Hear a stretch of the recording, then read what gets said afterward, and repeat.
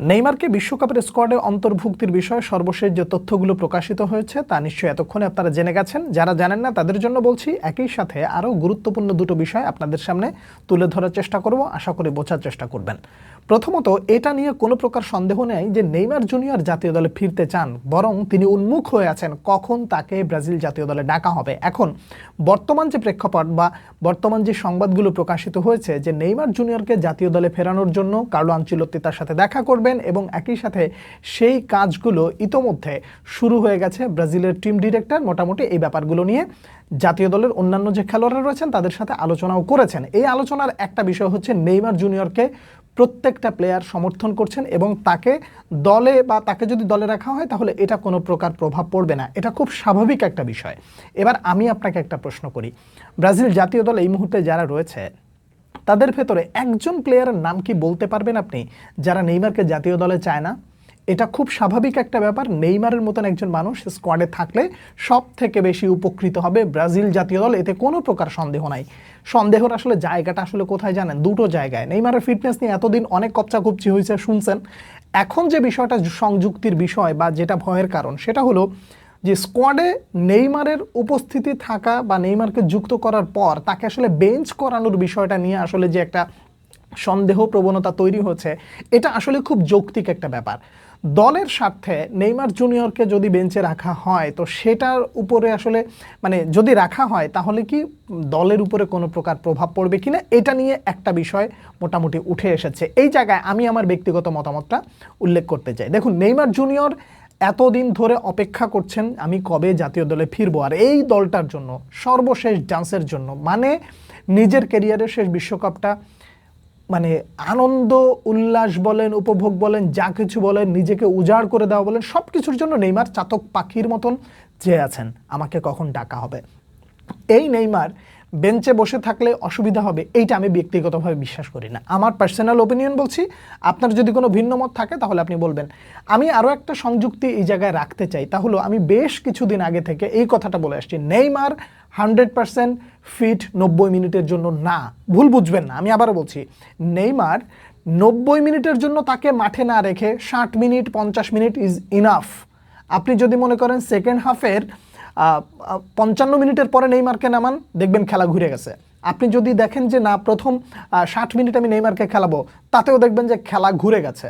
তো এই ব্যাপারগুলো যখন আপনি বুঝবেন তখন আপনি এই বিষয়টাও এগ্রি করবেন যে নেইমার জুনিয়রকে 90 মিনিট খেলানোর যে রিস্ক সেটা না নিয়ে বরং জাতীয় দলে যদি তাকে 60 মিনিট 50 মিনিট এইভাবে খেলানো হয় বা শেষ 20 মিনিট খেলানো হয়, এরকম যদি করা হয় তাহলে আমি ব্যক্তিগতভাবে বরং মানে কোনো ক্ষতির দিক দেখি না, বরং এটা ব্রাজিল জাতীয় দলের জন্য এবং নেইমার জুনিয়রের জন্য এটা খুব ভালো একটা ডিসিশন হতে পারে বলে আমি ব্যক্তিগতভাবে মনে করি। এখন আপনি বলতে পারেন যে ভাই নেইমার 90 মিনিটের জন্য ফিট না কেন বললেন? দেখুন, ফিট না বলার উদ্দেশ্যটা নেইমারকে খাটো করা না বা নেইমারের ফিটনেস নিয়ে প্রশ্ন তোলা না, বরং এটা বোঝানো যে নেইমারকে লাগবে যেহেতু তাহলে তাকে নিয়ে রিস্ক নেওয়া যাবে না, তাকে নিয়ে একেবারে ফুল ফ্রি এবং একেবারে প্রেশারলেস থাকতে হবে এবং তাকে সেফ জোনে রেখে খেলতে হবে।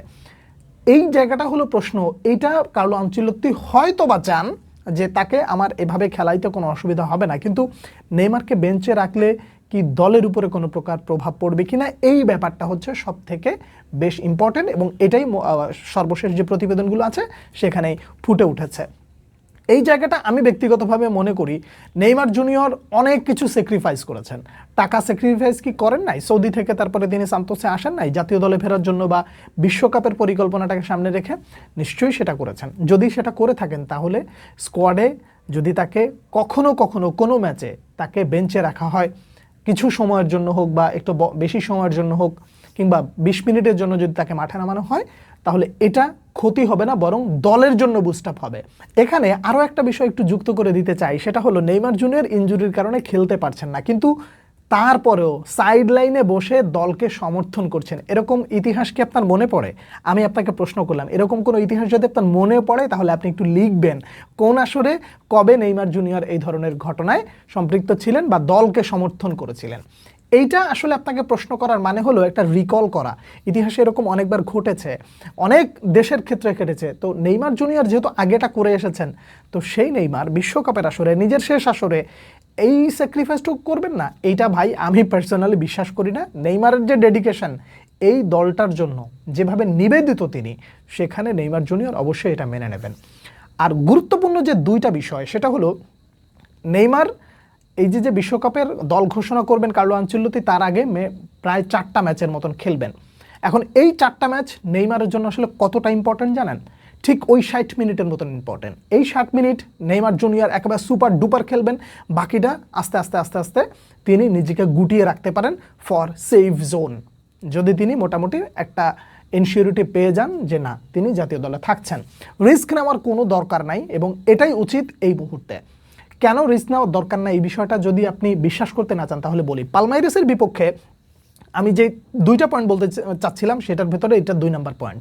পালমাইরাসের বিপক্ষে আপনার নেইমার জুনিয়র খেলবেন না। কেন খেলবেন না? সান্তোস তাকে নিয়ে রিস্ক নিতে চান না, কারণ আর্টিফিশিয়াল ঘাসের উপরে খেলা হবে, সেই জায়গায় নেইমার জুনিয়র থাকা একেবারে একটা রিস্ক হতে পারে। তো এই জায়গায় নেইমারকে যেহেতু সতর্কতা অবলম্বনের ক্ষেত্রে সরিয়ে রাখা হয়েছে, চেপে রাখা হয়েছে, তার মানে নেইমার জুনিয়রকে জাতীয় দলের জন্য সান্তোস অন্যরকম ভূমিকা রেখেছে। একই সাথে তারাও সতর্ক, নেইমারও সতর্ক যে আমরা কোনোভাবে আমরা রিস্ক নিতে পারবো না এবং আমরা সাবধানতা অবলম্বন করে খেলবো। তাহলে ওভারঅল পুরো বিষয়টা আপনাকে এক করে যদি আপনাকে একবারে যদি বলতে হয়, তাহলে নেইমার জুনিয়র জাতীয় দলে ফেরার জন্য অপেক্ষা করছেন, একই সাথে তিনি উন্মুখ হয়ে আছেন স্যাক্রিফাইস করবেন কিনা। অবশ্যই নেইমার জুনিয়র জাতীয় দলের জন্য এতদিন যাবত যেটা করে আসছেন সেখানে তিনি স্যাক্রিফাইস করবেন, এটা আমার ব্যক্তিগতভাবে মনে হয়। নেইমার জুনিয়র 90 মিনিটের জন্য ফিট কিনা? আই থিঙ্ক 90 মিনিটের জন্য ফিট হলেও তাকে আমি খেলাতে চাই ব্যক্তিগতভাবে 60 মিনিট কিংবা শেষ 50 মিনিট এরকম খেলাতে চাই। তার কারণ তাকে আমার পুরো আসরটা জুড়ে লাগবে, যতক্ষণ মাঠে থাকবেন 100% লাগবে। তো সেটার জন্য যদি 20 মিনিট পুরোপুরি হয়, ওকে, এই 20 মিনিট নেইমার পুরো ম্যাচের চিত্রপট বদলে দিতে পারেন। আর বাকি সময় তাকে বেঞ্চে বসালে বিতর্ক হবে কিনা, নেইমার বেঞ্চে থেকে দলকে সমর্থন করেছেন এই ইতিহাস কিন্তু আছে। তার মানে এটা স্কোয়াডের মধ্যে এমন কোনো ঝামেলা হবে বলে আমি ব্যক্তিগতভাবে মনে করছি না। সতর্কতার জায়গা থেকে নেইমার জুনিয়র পালমেইরাসের বিপক্ষে যেহেতু খেলবেন না, তার মানে নেইমার জুনিয়রকে নিয়ে সান্তোস খুব সিরিয়াস, যেন সে জাতীয় দলে ফিরতে পারে, যেটা নেইমার জুনিয়রের মধ্যেও রয়েছে। আর বিশ্বকাপের আগে যে 4টা ম্যাচ রয়েছে, এই 4টা ম্যাচে নেইমার জুনিয়র যদি 90 মিনিট নাও খেলেন, আর যদি ব্রাজিল জাতীয় দল থেকে একটা সিগন্যাল পেয়ে যান যে ঠিক আছে আপনাকে আমরা দলে রাখছি, তাহলে যেটা হবে যে পুরোপুরি 90 মিনিট তাকে রিস্ক না নিয়ে মোটামুটি সেফ জোনে রেখে প্রপার 60 মিনিট কিংবা প্রপার 70 মিনিট 100% দিয়ে নেইমার খেলুক, সেফ জোনে থেকে বিশ্বকাপ যাত্রা করুক, এটাই আমার প্রত্যাশা। এবং একই সাথে পুরো বিষয়টা আমি আপনার সামনে যেভাবে তুলে ধরেছি, আশা করি আপনি বুঝতে পেরেছেন।